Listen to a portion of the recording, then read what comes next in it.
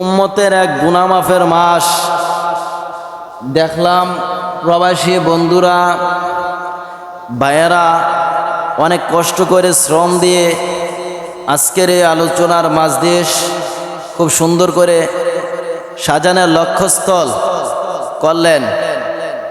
যার বাজেট কত এটা আল্লাহ নিজেই দিবেন।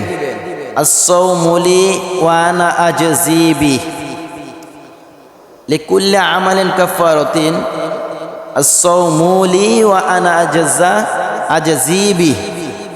আল্লাহ বলেন প্রত্যেকটা আমলের জন্য কাফারা, কিন্তু রোজা হলো আমি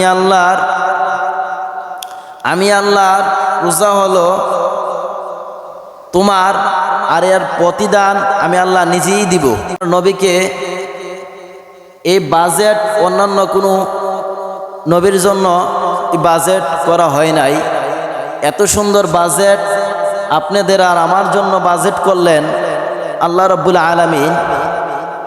যে রোজা আপনার প্রতিদান আল্লাহ নিজেই আর দিব, এত বড় শুকরিয়া তান, এত বড় মালিক আর কি আছে? গুনাহ করছেন মাফ দেন আল্লাহ, সব কিছুর বাজেট আল্লাহ নিজেই আপনাকে আমাকে পছন্দ করে দেন। ইউসুফ আলাইহিস সালাম বাবারা ভাইরা রাখে আল্লাহ, মারে কে? মারে আল্লাহ, রাখে কে? ইউসুফ আলাইহিস সালাম নবী হইবেন। ইয়াকুব আলাইহিস সালাম তার পিতা তাকে অনেক আদর সযত্ন রাখেন। অন্যান্য 7 ভাই তাকে বেশি একটা পছন্দ করেন না, সব সময় ইউসুফকে লগে লগে রাখেন, কাছে কাছে রাখেন। এটা যেমন তাদের একটা পছন্দ নয়। বাবার আড়াল করেন না, কিছুক্ষণের কাছ থেকেও আড়াল করেন না, এমন একটা অবস্থা। অন্যান্য ছেলেরা ডাক দিয়ে বলে, বাবা আপনার ছেলেকে দেন, আমরা ঘুরে আসি। ইয়াকুব আলাইহিস সালাম কিছু কিছু অনুভব করেন তাদের মধ্যে সৎ ভাই তারা তেমন একটা আদর করবে না, বিরুদ্ধচরণ। ইউসুফ আলাইহিস সালামকে তারা নিয়ে গেলেন বাবার থেকে বিদায় নিয়ে। বাবা একটু বিদায় দেন, আপনার ছেলেকে আমি নিয়ে যাই। নিয়ে ঘুরাইতে ঘুরাইতে এক পর্যায়ে ইউসুফ নবীকে কুয়ার মধ্যে ফালাই দিলেন। ভাই ভাই শত্রুমি দুশ্মনী করে ফেললেন। ইউসুফ নবীকে যখন ফালাইলেন, আমার আল্লাহ বলেন, জিবরাইল রে, ইউসুফকে দেখ, এমন কূপের মধ্যে ফালাইছে যে কূপটার মধ্যে নুনাযুক্ত পানি ভরা। আমার বন্ধু ইউসুফকে রে আমি আল্লাহ শান্তির মধ্যে রাখবো, শান্তির মধ্যে রাখবো।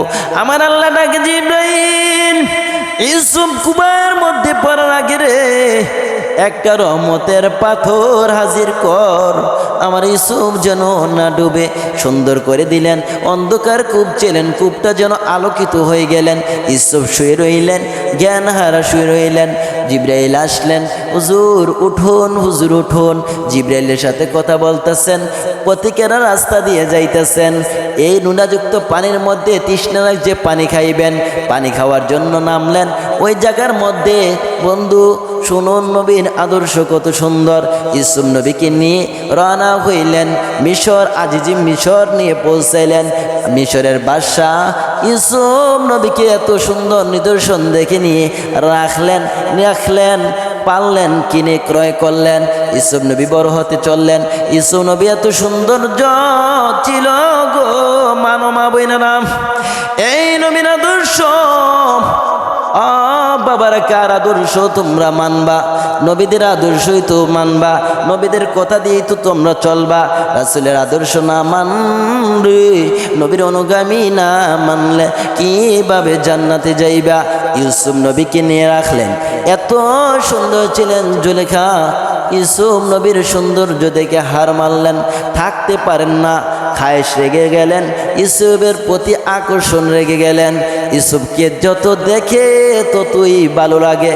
জুলেখা বলে থাকতে পারি না, ইউসুফকে দেখে থাকতে পারি না, স্বামীর দিকে মন বয় না। ছেলে বলে বাদশা আজিজের বাদশাহ রাখলেন, ইউসুফকে বড় করতে রাখলেন। তাদের উত্তরসূরি হিসেবে ইউসুফকে বড় বানাইবেন, বাদশাহ বানাইবেন, রাজত্বের দরভার তাকে দেওয়া হবে। পালতে ছিলেন এত সুন্দর নিদর্শন। অন্যান্য মহিলারা ডাক দেওয়া বলেন, জুলেখা বুঝি নিজের ছেলে কামলা হিসেবে রাখছে বাদশাহ, তার পিছন ছাড়ে না জুলেখা। জুলেখা ডাকে, পৃথিবীর মানুষ রে, আমি কার পিছন ধরছি তোমরা জানো না? কার পিছন ধরছি তোমরা জানো না? এমন এক নবীর পিছন ধরছি রে, এমন একটা সুন্দর ছেলের পিছন ধরছি। তোমরা আমি জুলেখাকে অপবাদ দিও না। আমি জুলেখা, তোমরা বছরের পর বছর তার পিছনে ঘুরছি, ঘন্টার পর ঘন্টা তার পিছনে সময় নষ্ট করছি, একটা বারু আমি জুলেখা তার থেকে বিভোগ হই নাই। এরে পৃথিবীর মহিলারা, তোমরা যদি জুলেখার পিছন ধরতে চাও, জুলেখার পছন্দ ইউসুফ নবীর পছন্দ দেখতে চাও, একদিন একটা আমি বালাখানা করব, খাবারের আয়োজন করব। তোমরা দেখো ইউসুফ নবীকে, তোমাদের মন দেখবো কেমন, গরম নাকি নরম। জুলেখা আয়োজন করলেন, বিশাল বড় খাবারের আয়োজন করলেন, খাবার তৈরি করলেন, সকলকে দাওয়াত করলেন, ইনভাইট করলেন। সকল মহিলারা, বাদশার মেয়েরা, বিবিরা আয়সা হাজিরা দিলেন, আয়সা উপস্থিত হইলেন। এখানের মধ্যে খাবার খাইবেন, খাবার বন্ধ। ও উজিররা, সেনাপতিরা, প্রত্যেকের হাতের মধ্যে একটা কমলা দিবা, অথবা একটা মালটা দিবা, আপেল দিবা, হাতের মধ্যে উঠাইয়া একটা চাক্কু দিবা, খুব দাঁড় হতে হবে। অথচ জুলেখার বিবির স্বামী ডাক দিয়া বলে, জুলেখার এটার কারণ কি স্বামী? এটা আমাকে অনুমতি দেন। অনুমতি দেওয়া হলো। সকল নারীরা সুন্দর নিদর্শন তারা হাজির হইলেন, সকলে খাবার খাইতেছেন। খাবার খাওয়ার আগে হাতের মধ্যে প্রত্যেকের দাঁড়ানো একটা ছুরি হাজির করলেন। এই মুহূর্তে জুলেখা বিবি ডাক দিয়া বলে, সেনাপতি, খাবার খাওয়ার আগে ইউসুফ নবীকে পাঠাও, ইউসুফ নবীকে তারা দেখতে চায়। আমি জুলেখা এখানের মধ্যে বসে রইলাম। ইউসুফ নবীকে সুনিদর্শন করে পাঠানো হইলেন। মহিলারা কাটতে ছিলেন, ইউসুফ নবী আসতেছেন। জুলেখা হুকুম করলেন, এবার তোমরা মালটা কাটা শুরু কইরা দাও। মালটা কাটা শুরু কইরা দিলেন। মহিলারা বলেন, ওই ঘটনার মধ্যে বলেন শত মহিলারা ইউসুফ নবীর চেহারা দেখা তাদের মালটা কাটতে কাটতে তাদের কলিজা কাইটা দিল, সাই সাই করে দিল। এ অবস্থা দেখে জুলেখা ডাক দিয়া বলে, মহিলারা রে, তোরা যদি একদিনের বেলায় ইউসুফকে দেখে তোমরা মালটা কাটতে গিয়া, তোমাদের লেবু মালটা তোমরা কাটতে গিয়া হাত কেটে ফেলো। মায়েশা সিদ্দিকা বলে, পৃথিবীর মানুষ রে, ইউসুফ নবীরে দেখাম তারা মালটা কাটতে গিয়া হাত কেটে ফেললো জর করে। যদি আমার নবী মায়ার নবীরে তারা পায় রে, দুনিয়ার মানুষ তারা কলিজা কাইটা ফেলবে, টেরও পাইবে না। আপনার আমার নবীকে পাইয়া সকলে শান্তি, আপনার আমার নবীকে পাইয়া সকলে খুশি। আপনার আমার নবী হলেন রহমত, আপনার আমার নবী হলো নাজাত। আপনার আমার নবীর পক্ষে গেলে শান্তির বার্তা আসবে, আপনার আমার নবীর পক্ষে গেলে রহমত আসবে। কিন্তু উম্মত হইয়া আমরা পক্ষে যাইতে চাই না, মানতে চাই না। রমজান মাস উম্মতের ফজিলতের মাস। রমজান মাসকে কেন্দ্র করে আল্লাহ রাব্বুল আলামিন অনেক বাজেট করবেন। রমজান মাস এত রহমতের মাস, ইউসুফ নবীর এত সুনিদর্শন, এত সুন্দর কাহিনী। বাজান কার কথা শুনবেন গো, কার আদর্শ মানবেন গো? নবীদের কাজ ছুঁই না, নবীওয়ালা আখলাক বানান, চরিত্র করেন, আপনার আমলের জন্য কোনো বেজাল না ঢুকে।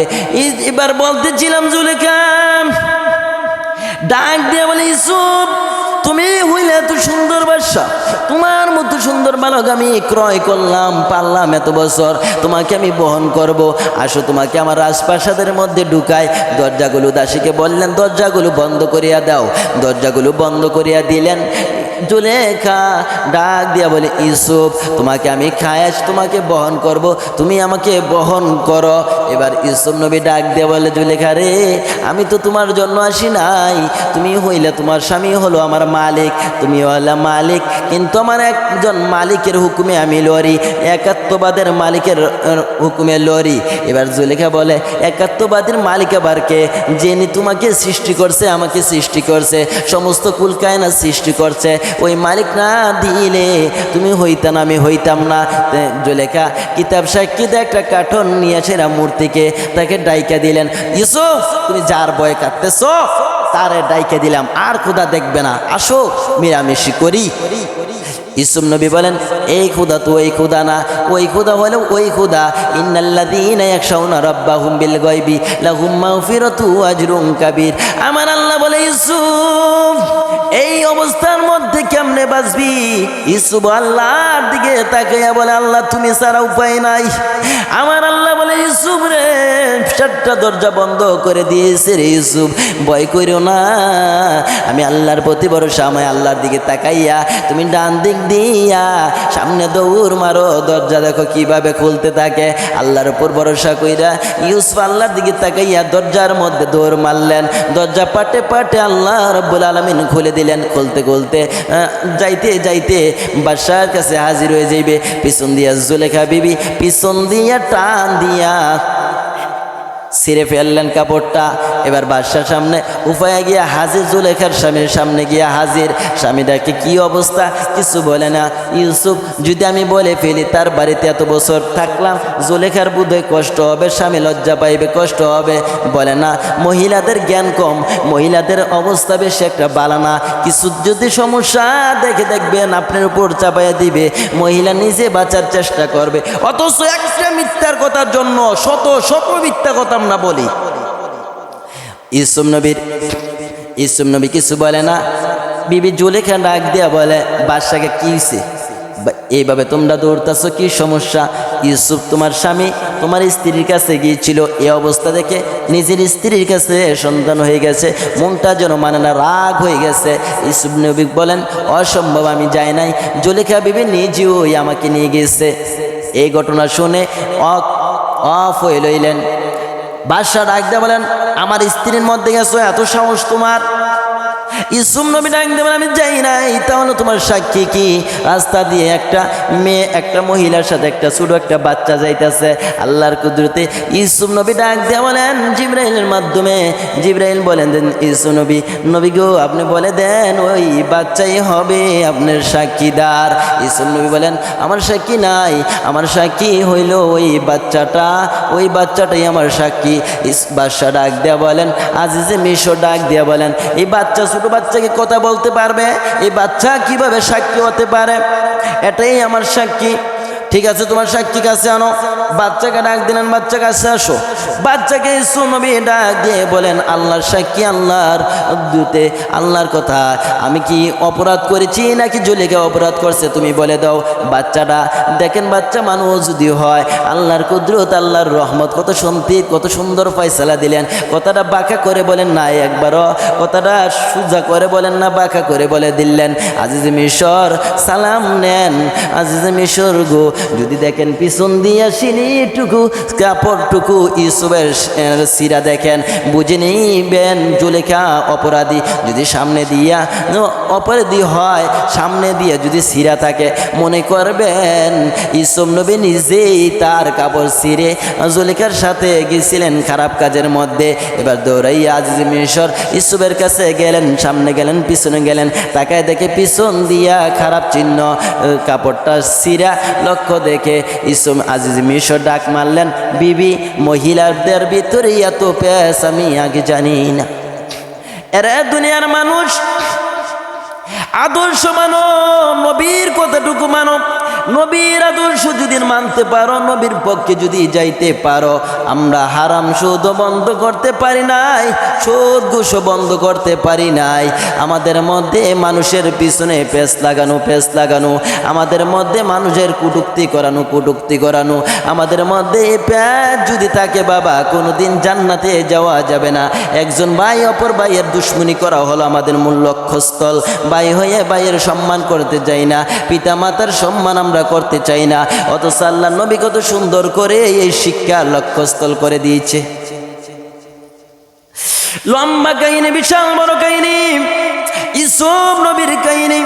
বাজান ওই কাহিনীর মধ্যে বলা যাবে না, সংক্ষিপ্ত মাত্র বলে গেলাম। আজিজ মিশর ওই বাদশার মধ্যে ইউসুফ নবী অনেক বছর জেলখানার মধ্যে থাকলেন, অনেক কষ্ট করলেন। ওই বাদশার মধ্যে এক পর্যায়ে ইউসুফ নবী বাদশাহ হয়ে গেলেন। দুর্ভিক্ষ দেখা দিল ইয়াকুব নবীর জমিনের মধ্যে। শুনলেন মিশরের বাদশাহ জমিদার, টাকা দেন, খাবার দেন, খরিদ করেন।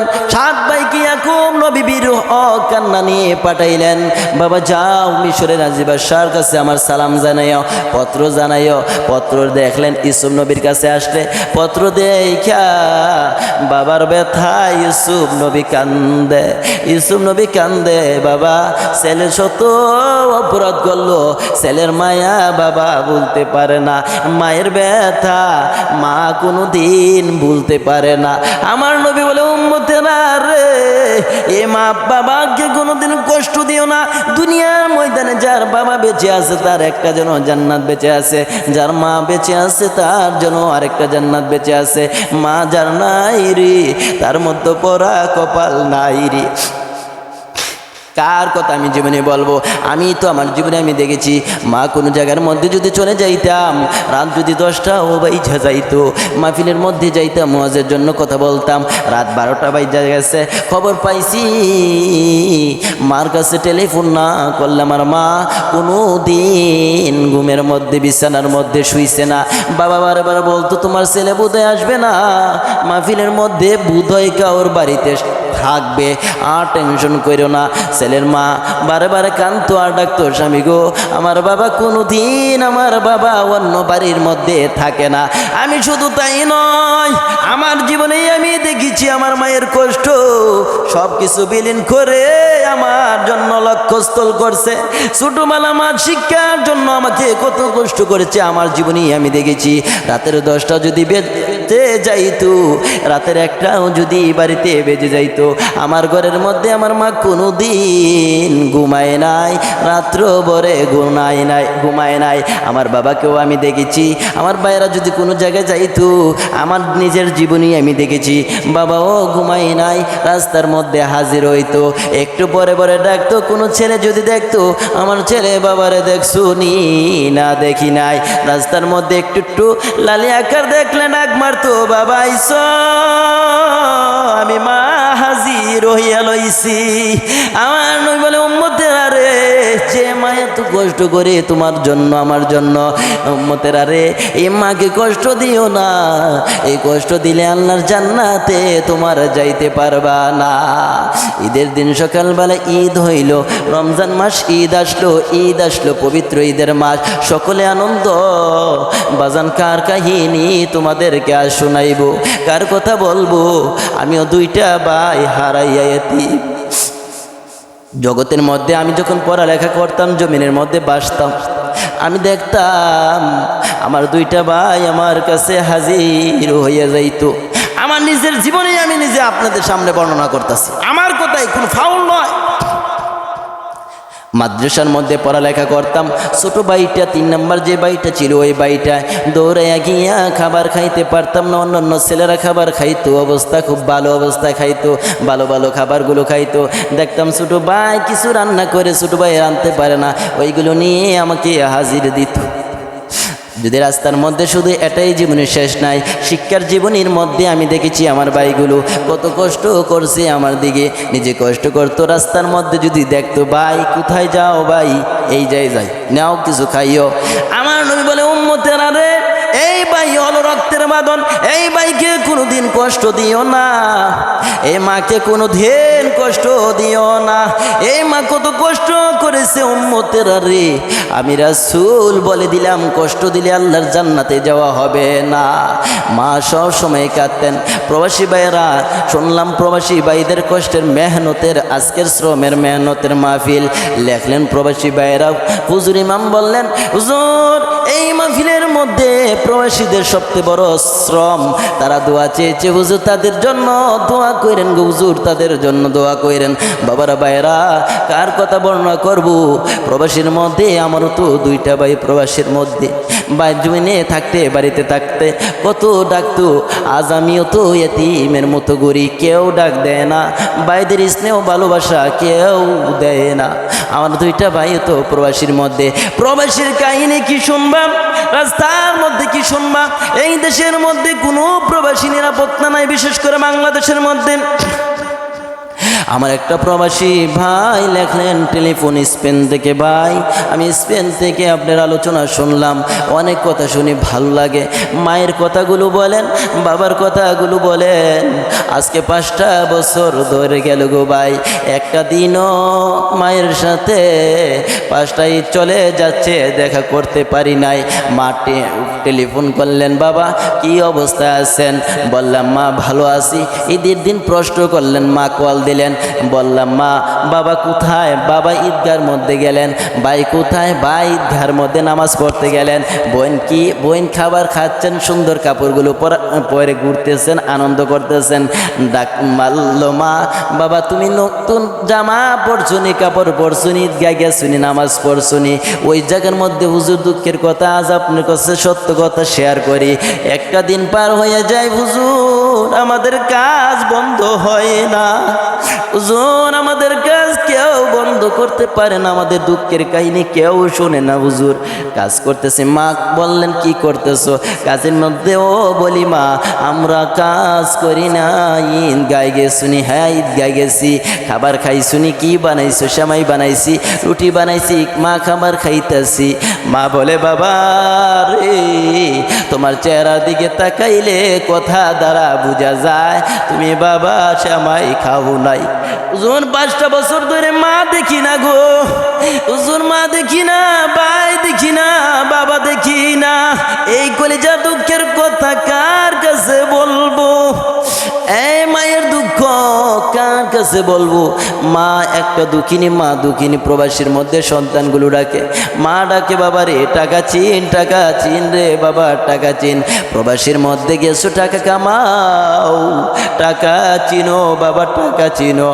ছেলেটা রাগ দেয়া বলে, মা গো আমি টাকা চিনি না, আমি চিনি শুধু আমার জনম দুঃখিনী মা। মা সপ্তাহ সপ্তাহ টেলিফোন করতেন, সপ্তাহ সপ্তাহ ডাকতেন, বাবার অবস্থা জানতেন। হঠাৎ করে মা স্বপ্নে ঘুমের রজনীতে ডাক দেয়া বলে, রে আব্দুর রহমান, আর করে মা বলে ডাকবি? তোর মা কবরে চইলা গেছে রে বাবা। এই খবরটা শুই না ছেলেটা স্বপ্নের মধ্যে উঠে গেলেন, চোখের পানিগুলো চাললেন। সঙ্গীরা বলেন কাঁদো কেন, কাঁদো কেন? সঙ্গীরা রে বন্ধুরা রে খবর পাইছি আমার মা এন্তেকাল করছে, দুনিয়ার মধ্যে নাই। সত্যি এন্তেকাল করছে, টেলিফোন করো। টেলিফোন করলেন, বাস্তবে 2 দিন আগে মা এন্তেকাল করলেন। লোকেরা গ্রামবাসী মহল্লারা বললেন, রে আব্দুর রহমানের মা ছেলেটার খবর জানাইও না, যদি জানাও ছেলেটা ওই প্রবাস জীবনের মধ্যেই এন্তেকাল করে ফেলবে। কেউ জানাইলেন না, খবর দিয়ে ফেললেন। হঠাৎ করে স্বপ্নের যুগে ওই প্রবাসীর মা যেন স্বপ্নে দেখায়, রে আব্দুর রহমান আর কারে মা বলে ডাকবি রে বাবা? রে বাবারা প্রবাসীর কষ্ট কার কাছে শুনবেন? প্রবাসীর দুঃখ কার কাছে শুনবেন? আমিও তো 2টা ভাই হারাইয়া এতিমের মতো কান্দি। আমি আগে বুঝতাম না প্রবাসী ভাইদের শান্তি, শুধু শুনতাম অনেক আনন্দ। দেখতাম রাস্তার মধ্যে তাদের বাবারা আসলে খাবার নিয়ে আসে, এইগুলো নিয়ে হাসতাম। আমার বাবাও যদি যাইতে পারতো এমন আনন্দ করতাম। আজ তো আমি নিজেও প্রবাসীর ভাই হয়ে গেলাম। মাবুদ প্রবাসীরা কত কষ্ট করে এখন নিজেই তো দেখতে পারি। থাকবো না যে দেশের মধ্যে, আমার মা নাই, স্বপ্নে দেখলাম। বন্ধুরা বলে পাগলামি কইরো না, আগে তুমি কল দাও বাড়ির মধ্যে। সপ্তাহে সপ্তাহে কল দিত, আজ কল দিলেন রাতের বেলায়। বড় ভাই কল ধরলেন, ভাই ভাই মা কো? ভাই মা আছে, মা আছে। বড় ভাই ডাক দেয়া বলে, রে মুন্নান, রে আব্দুর রহমান, সপ্তাহ শেষ হইলে রে ভাই কল দিতা, আজ কেন কল দিলে আমি জানতে চাই। ভাই আমি স্বপ্নে দেখলাম আমার মা মারা গেছে গো ভাই, সত্য করে বলো আমার মা কি বেঁচে আছে? বড় ভাই কান্দে, কিছু কয় না। হ্যাঁ বেঁচে আছে, দাও আমার বড় ভাই, আমার মার কাছে দাও। বড় ভাই বলে সপ্তাহ শেষ হলে কথা বইল। ভাই যদি না বলো গো আমি কিন্তু দেশের মধ্যে আইসা পড়ব। বড় ভাইও কান্দে।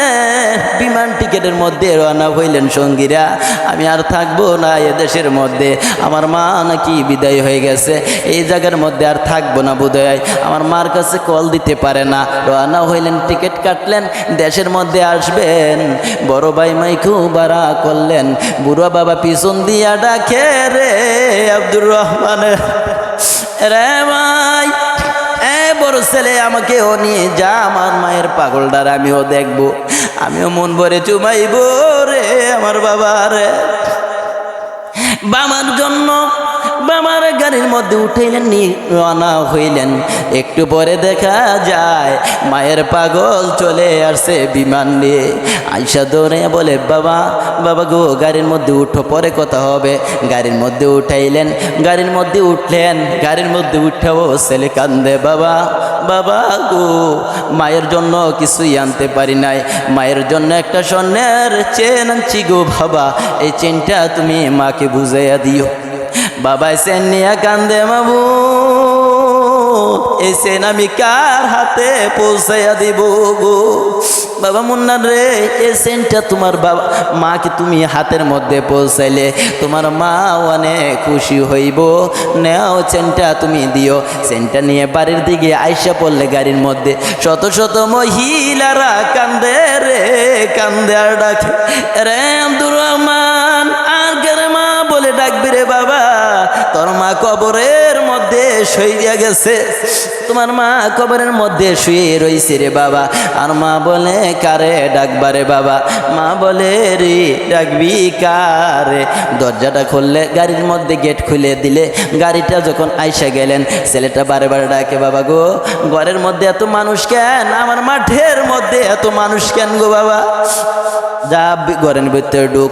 ঘরের ভিতরে ঢুকলেন, মা যে ঘরটার মধ্যে থাকতেন ওই ঘরটার মধ্যে গিয়ে হাজিরা হইলেন। হাজিরা হইয়া দেখে মা নাই, বিছানা খালি হয়ে লইছে। এই প্রবাসীদের দুঃখ কে বুঝাইব রে ভাই? কার বুঝাইব প্রবাসীদের কষ্ট? আমারও তো দুইটা ভাই বারে বারে কল দেয়, বারে বারে মাইজা ভাই কল দেয়, আবার মাঝে মাঝে কল দিয়ে বলে, ভাই ভাই তুমি বলো আমার মার অবস্থা ভালানি, ভাই তোমার উপরে কিন্তু আমার মায়ের সাইরা দিলাম, তুমি আমার মায়ের দেখো। ছোট ভাইটা 3 নাম্বার যেটা, এই হোক পায়ের মধ্যে দইরা কান্দে, ভাই ভাই গো, আমি প্রবাসের মাটির মধ্যে চলে যাই, আমার মায়ের দাবি বাবার দাবি তোমার মধ্যে উঠাইলাম, তুমি দেখো। প্রবাসীদের কষ্ট বলতে পারি না, দুঃখ বলতে পারি না ভাই। প্রবাসীদের আগে বুঝতাম কষ্ট, বুঝতাম না, অনেক আনন্দ ছিলাম। আজ তো আমি নিজেও 2টা ভাই হারাইয়া সারাটা দিন কাজ করে প্রবাসী ভাই, রাতের 10টা বাজে বাড়িতে আসে। আইসা কল দিয়া বলে, ভাই সত্য কথা তোমার কাছে বলি ভাই, এত কষ্ট করি গো, জীবনে বাংলাদেশের মাটিতে এত কষ্ট করি না। এই কথাগুলো মায়ের কাছে বইল না, বাবার কাছে বইল না। ক্যারেন্টার মধ্যে এত উপর থেকে মাল লোড করি ভাই, যদি পরি জীবনের রিস্ক নিয়ে কাজ করি, কিন্তু মাকে বইল না। মা মায়াবী, মা যদি শুনে মা বাঁচবে না, বা বাঁচবে না ভাই। বিদেশের প্রবাসীর কষ্ট কি শুনবো? অনেক প্রবাসী তো আমার মধ্যে কল দেয়া কষ্টের কথা বলেন, হুজুর অনেক কথা, আপনার কথা ভালো লাগে, অনেক ওয়াজ শুনি, কত হুজুর ওয়াজ করে গো, অনেক কথা বলে ভালো লাগে, কিন্তু আপনার কথা অন্য রকম লাগে। আপনি প্রবাসীদের নিয়ে কথা বলেন, প্রবাসীদের দুঃখের কথা বলেন, আমাদের মন শান্তি হয়ে যায়। দেশের যদি কোনো সন্তান হজের মধ্যে সৌদি আরব হুজুর আসে, আমরা যদি দেখি আমাদের আত্মা শান্তি পায়। অনেকে দেখে কত মরুভূমির মধ্যে আমরা কাজ করি। এই রমজান মাসের কাহিনী, একজন প্রবাসী সন্তান টেলিফোন করলেন, মা আমি কিন্তু দেশের মধ্যে আসবো, তোমার সাথে ঈদ করব। মা তুমি সুন্দর করে সেমাই রান্না কইরো, সুন্দর করে রুটি রান্না কইরো, তোমার সাথে আমি ঈদ করব। গত 4টা বছর 5টা বছর মা পার হয়ে গেল, আমি কিন্তু তোমার সাথে ঈদ করব। মা ডাকে, বাবা আল্লাহ আল্লাহ ডাকো, আল্লাহর প্রতি ভরসা রাখো, আইসা ঈদ কইরো, আমাদের সাথে আনন্দ কইরো, ঈদ কইরো। সংঘর্ষ খবর পাঠাইলেন, ঈদ করবে বাবা, বুড়া বাবা, ও ছেলেরা ও মেয়েরা খবর পাঠা, আমার সন্তান আসতেছে, ঈদ করবে। কাপড় পরে টেলিফোন নিয়ে বাবা বিমান দিয়ে চলে আসলেন। দেশের কাছাকাছি আসলে মা বলেন, কেন জানি গো আজ আমার বুকের ব্যথা জ্বালাতন করতেছে, অবস্থা বেশি একটা ভালো লাগতেছে না। এরে আশপড়শি মহিলারা, কেন জানি আমার শরীরের মধ্যে আজকে আগুন লাগছে রে। এই দুঃখের কথা কার কাছে বলবো? প্রবাসীদের ব্যথা কার কাছে শোনাইবো রে ভাই? কাদের কাছে জানাইবো প্রবাসীদের ব্যথা? প্রবাসী ছেলে আসতেছে, রাস্তার মধ্যে অ্যাক্সিডেন্ট হয়ে শেষ হয়ে গেছে, মার কাছে আসতে পারে নাই। হঠাৎ করে চিঠিপত্র হাতাইলেন, মোবাইল হাতাইলেন, হাতাইয়া সিমটা ঢুকাইয়া কল দিলেন। এই মোবাইলের মালিককে? আব্দুর রহমান। তোমার আপনি কি হন? আমি মা হই। আমার ছেলের অবস্থা কোথায়? কি হয়েছে? এই ছেলে তো 2500 মাঠের মধ্যে আপনার ছেলে মারা গেছে। এই সন্তান এই ব্যথায় মা কান্দে। রে মহিলারা, সকাল থেকে কেন জানি আমার ব্যথা সইতে পারি না, সইতে পারি না। গলার মধ্যে কেন জানি আগুনের ছিটা পড়ে গেছে। সন্তান মানে না, মুরব্বী বাবা চোখের পানি সেরে সেরে কান্দে। রে আব্দুর রহমানের মা, আর কার জন্য রুটি বানাইবা গোমা?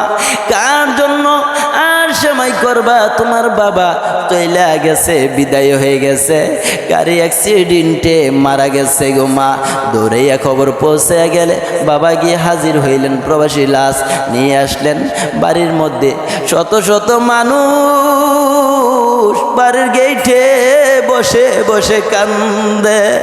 মা সন্তানের সামনে গিয়ে দেখি জ্ঞান হারা, বেহুশ হয়ে গেলেন। জ্ঞানের অবস্থা কেউতে বলতে পারে না। জ্ঞান ফিরে আসলে বাবা কইয়া চিৎকার মারে, মাবুদরে প্রবাসীদের কষ্টের দুঃখের যন্ত্রণা কাদেরকে জানাইবা?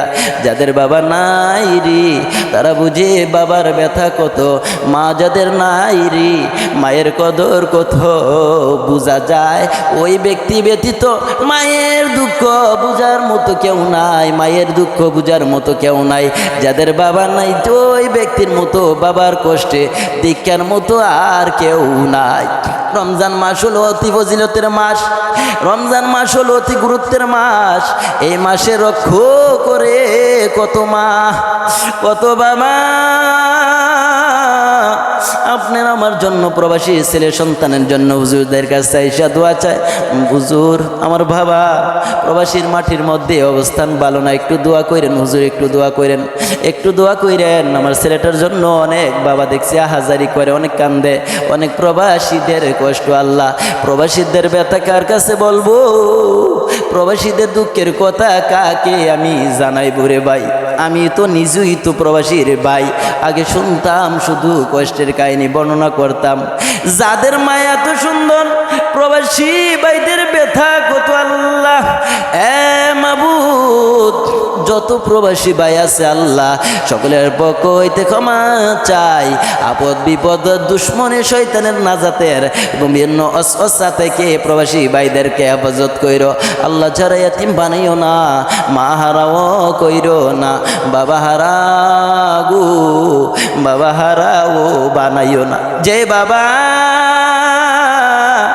রাত যদি 10টা বাইজা যাইতো, তোমার আমার বাবা কোনোদিন ভালো বিছানায় শুই নাই, তোমার আমার মা কোনোদিন ভালো কাপড় পরিধান করে নাই।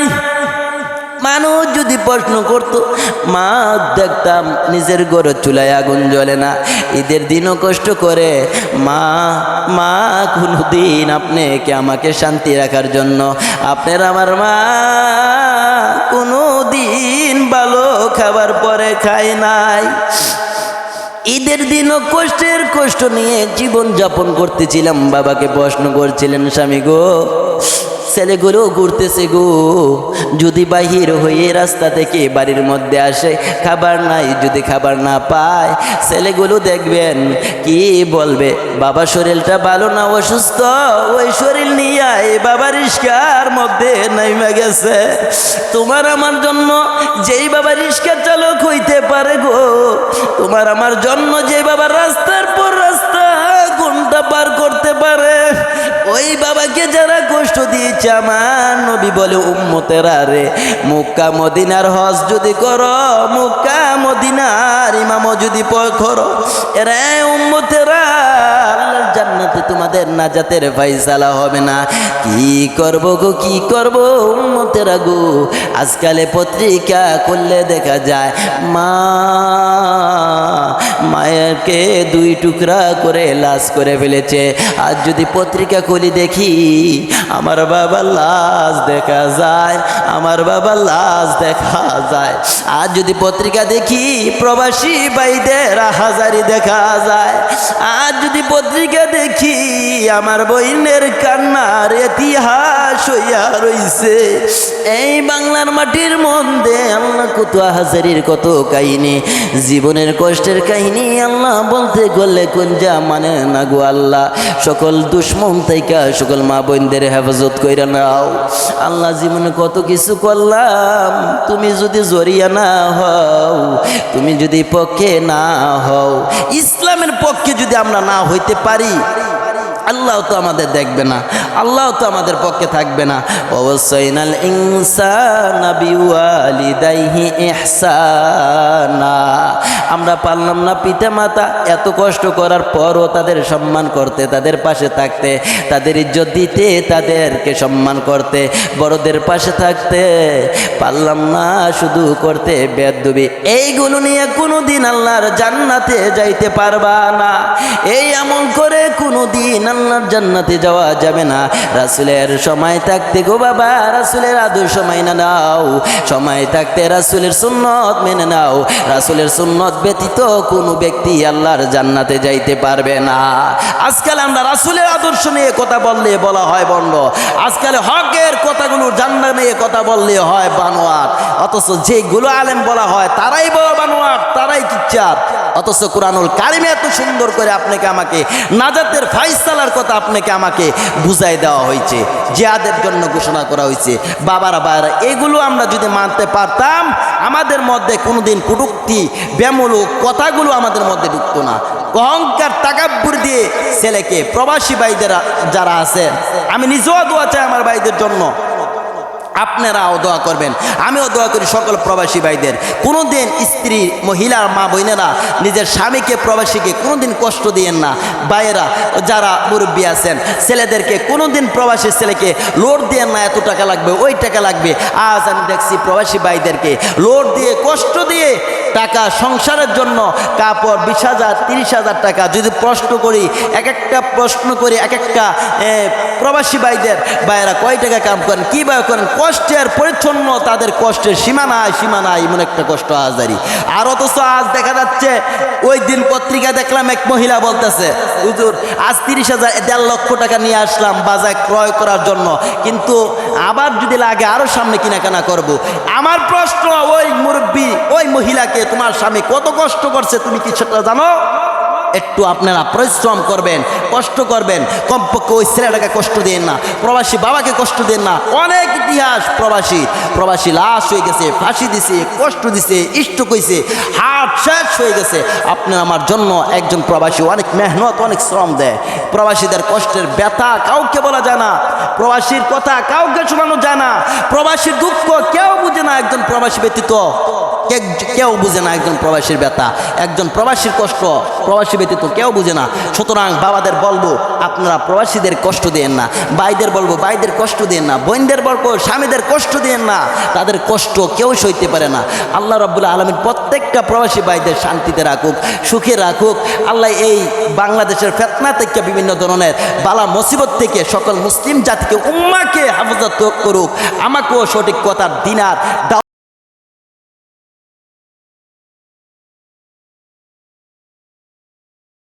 আল্লাহ বলা সে তৌফিক দান করুক। সকলে বলুন আমিন।